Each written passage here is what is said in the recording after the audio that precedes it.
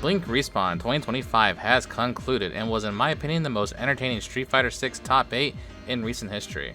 8 remain of the 271 competitors that stepped into the ring here at the Dominican Republic. And looking at the top 8 bracket, it shows that the Japanese came here to play. The Japanese have taken up 5 spots to the top 8 here with Moke, Gachikun, Momochi, Fudo, and Tachikawa, while the remaining spots are filled by France's own Kusanagi. America will take up the remaining spots being occupied by Psycho and Nephew. Much like all CPT events, the stakes were high. Blink Respawn was a CPT Premier Tournament, meaning that the winner gets a spot in the 12th Capcom Cup, while the rest of the top 8 will receive Premier points. And if you don't know, those points are important since the sum of the points you accumulate throughout the tour at Premier events will award the top 6 players into the Capcom Cup, as well as a chance to win that grand prize of $1 million. The prestige is also pretty nice too. But it is not only a qualifier for the CPT, but also for the Esports World Cup, another tournament needed to qualify with a $1 million prize pool happening in late August. The top 2 placing players will qualify in this top 8. Needless to say, the stakes were high for these players. For each match in this top 8, I'll give you my blow-by-blow analysis and go over any tech on display by these finalists. To start off this top 8, we have Kusanagi versus Moke. Kusanagi hails from France and mains Ryu. He's not qualified for Capcom Cup or EWC, so a win here would be a large boost to his chances in taking home part of that multi-million-dollar prize pools. To get here, he had to defeat several talented players, such as the reigning EVO champ Punk, Lugabo, Daigo, and John Takanuchi. No. Not like this. Oh, you're actually burnt out too. You might be. Oh, you saw what he wanted either. John Takauchi could have actually made the rebuttal. There were 0 bars. Moke did not have it any easier, having to go through DR's own Kaba, Dual Kevin, Mr. Crimson, and the mix-up champion, Nephew. We'll take that. Overhead blocked yet again, but it's fine. Moke forcing Nephew to sit still afterwards. Burnout. Not gonna work this time. Moke ready for it, and this is a level 3 to close it out. Moke with a crazy rebuttal in the 2nd and 3rd game finishes out with a clean bar, level 3 to make sure the job is done. Moke over Nephew. Moke has traditionally been a Chun-Li main, but recently has been showing off his Mai as well. However, you will find that Moke is opting for Chun-Li in this matchup, giving us a classic World Warrior bout. Another note here is that Moke is already qualified for EWC, but not for Capcom Cup, so a win here would be highly beneficial. With the pieces in place, let's see who comes out on top. But before we get into this match, if you like these match analysis videos, please hit the like button and comment what you like or don't like, or just say what's up. I won't bite. But here we go. We're gonna get to the first match of top 8. Blink Respawn 2025 begins now. 8 men enter, 1 man leave. We get into a top 8. Let's go, DR. You got balls, my boy. Oh, yeah? Yeah. Oh, sorry. Oh, yeah. I get lost in the fight. No. Maximum connection. I love it. Let's go. Got infinite aura. Right off the bat, we see each player feel each other out. Kusanagi using Ryu's standing light kick. In return, Moke uses Chun-Li's slower fireball to walk behind and approach, but gets halted by Kusanagi's defensive fireball usage. Moke uses standing heavy punch to try and stop Ryu's fireball attempts, but gets stuffed. Kusanagi uses one of Ryu's strongest offensive tools, the solar plexus, to maintain space for Ryu. On block, this move is +3, letting you maintain your offense from a relatively large distance. Moke begins to back off and uses an OD fireball to stop Kusanagi's advance.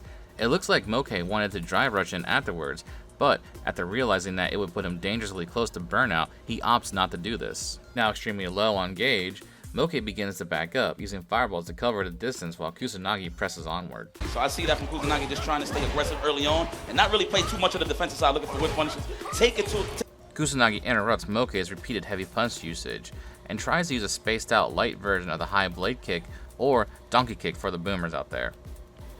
This move can be -7 on block when it is spaced out, meaning it's safe against most of the casts at long distance. But Chun-Li's crouching mini kick is very long and has a startup of 7 frames, so he is able to punish it. Kusanagi was caught mashing on wake up, and Moke catches it with a standing medium punch and converts it into a combo, ending in level 1. Completely different against your favor. Already off with a... Kusanagi mashes on the tick throw attempt and gets out of the corner and goes for a shimmy, but Moke is woke and doesn't fall for it. A pitfall many players fall for, from beginner to expert, is autopiloting their shimmy attempts.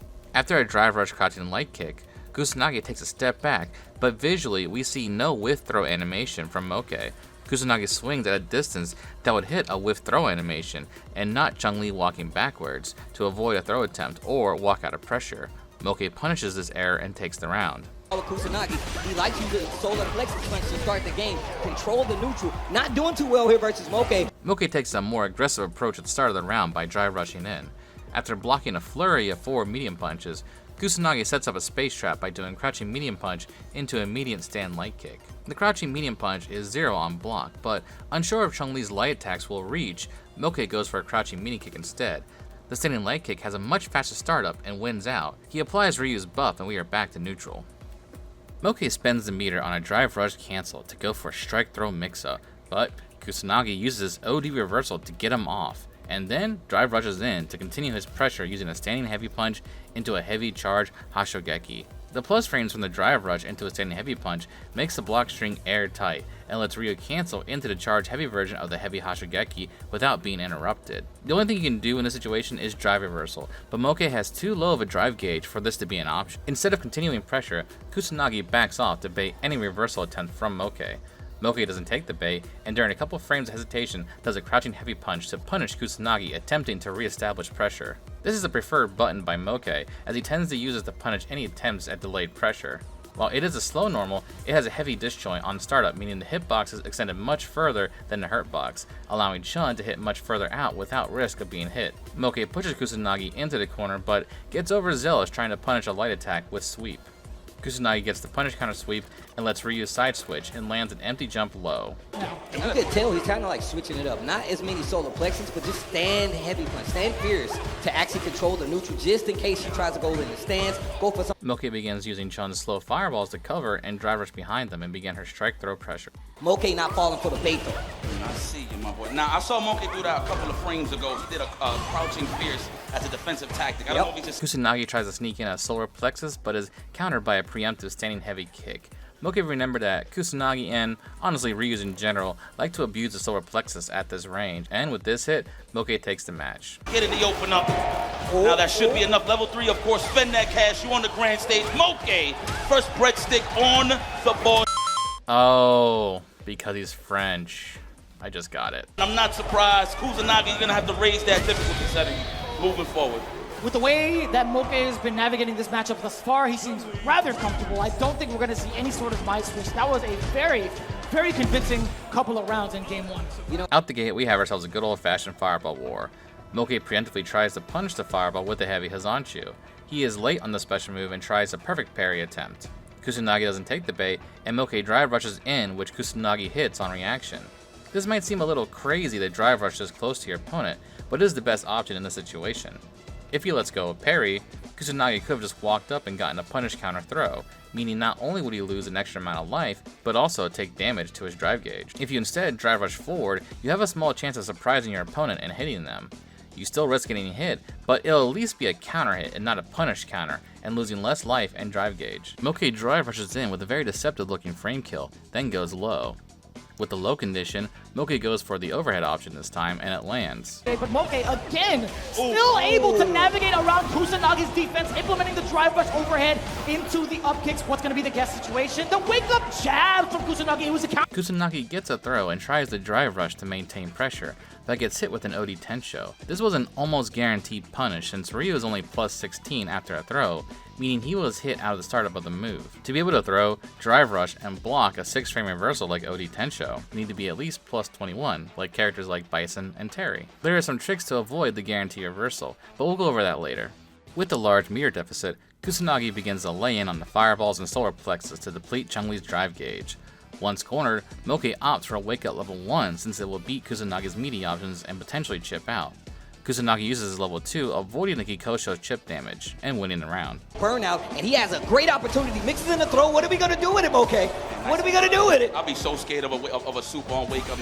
That's like the risk right on the delay on the rush down side of things. Here we go. There it is. Is that going to chip out? Hold on. The second That's one right through. in. Oh! That was so smart. He was to use that level 2 because of the fact that the Kikosho, could have possibly chipped out Kusanagi. Yes, that is absolutely true. Using the second super, actually getting the activation. I've seen it happen a couple times myself. I like waiting for it, and even better for Kusanagi to keep it even close enough within the round. But Moke, out of the gate. Here, Kusanagi opts for a wake-up level 1 instead of an ODDP.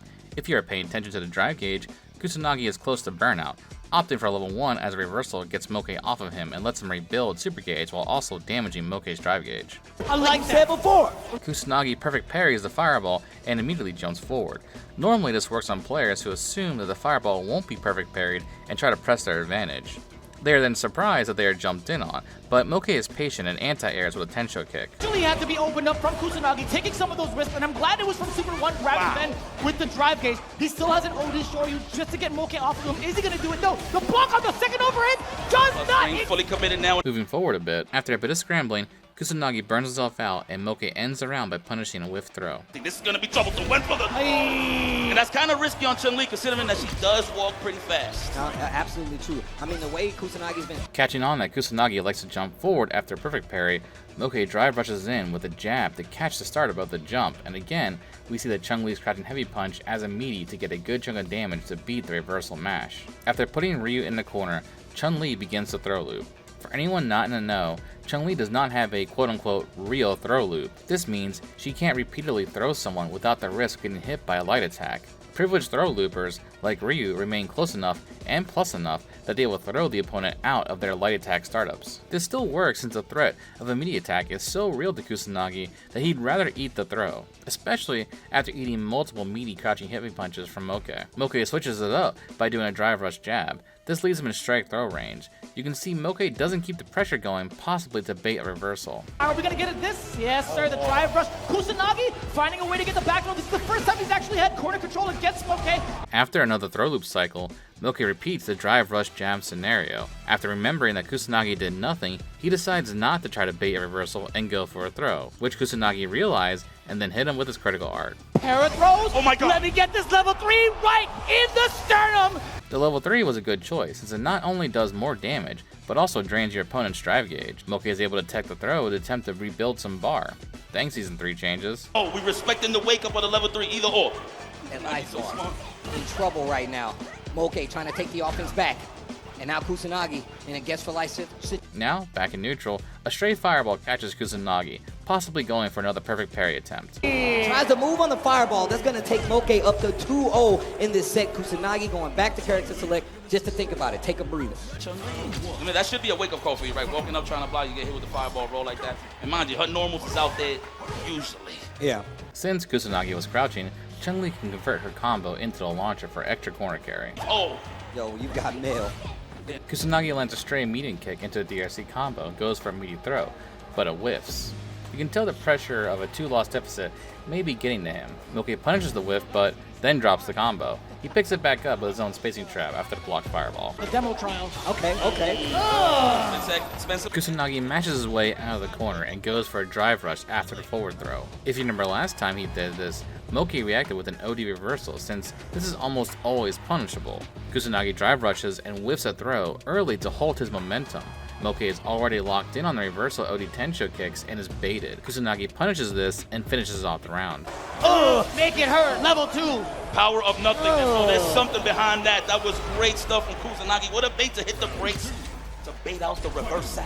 Okay. Kusanagi switches it up and decides to go in this time. It pays off and he gets Moke in the corner. Moke attempts to cancel a standing heavy punch into Serenity stance. I like Kusanagi's decision here to use standing light kick to check it. It beats the majority of Chun-Li's options out of stance. She's only guaranteed the very short light punch, which can possibly whiff from this distance. And so now, taking off Uh-oh, pretty conditioning. quickly. And getting the momentum right now. Moke goes for that big throw in the corner. Finally, 2 wake-up reversals on both sides, trying to keep the corner. Perfect parry, back throw. Moke in control now. But he is at the life deficit. That was godlike from Moke. He realized that Kusanagi likes starting those drive rush strings with some big buttons. The parry led to this. This is gonna be tough. Don't walk him down. We do have 2 meters, however, so we could react, but it's still... Moke lands a drive impact in the corner and gets the stun. By walking forward a few frames, Moke builds his drive gauge just enough so he can spin an OD Fireball combo extender into a drive rush cancel, and finish the round using the critical art. He needs to make a kill. He doesn't even want to extend the rounds. He doesn't want to risk anything else. Sultan Ranka is going to be the choice to solidify with the critical art. Looking at match point now. That sip of water, CA. Yeah, that's Time you see a water, CA, CA. they all take a sip. That's how you know they're gonna die. That sip of water, It's a CA. sip of water, CA. It's so. Kusanagi is feeling the pressure as Moke slips in a crouching mini kick DRC into an overhead. Kusanagi has shown to be quite susceptible to Chun-Li's overhead. Kusanagi gains some space and begins reusing the solar plexus. To counter this, we see Moke start to throw out more preemptive jabs and crouching mini kicks to stop these. There, Kusanagi. Abuse those positive frames. Good vibes only. On the offense. Oh, man, that is fast. What is that, 7 frames still? Bruh. Possible. Sheesh. You get that throw? Okay. After achieving the perfect spacing, Moke gets a fireball plus drive rush scenario set up and catches Kusanagi pressing a button. It's 1 foot in. That's all we need. 1 foot in the door. You're seeing it right here from Kusanagi. He is fishing. Remembering Kusanagi has a hard time dealing with overheads, throws in one more to finish the match. And again is the main culprit, and that's going to be more than enough. Even if the combo didn't finish, he still had level 1, level 2 to extend it, etc. Moke looking rather confident, 3-0. Moke moves on in the winner's bracket, while Kusanagi still has another chance on the loser's side. It's a long road ahead for both competitors, and we're just getting started. Come back next time when I cover Gachikun vs Momochi. And I don't know what to tell you, but thanks for watching.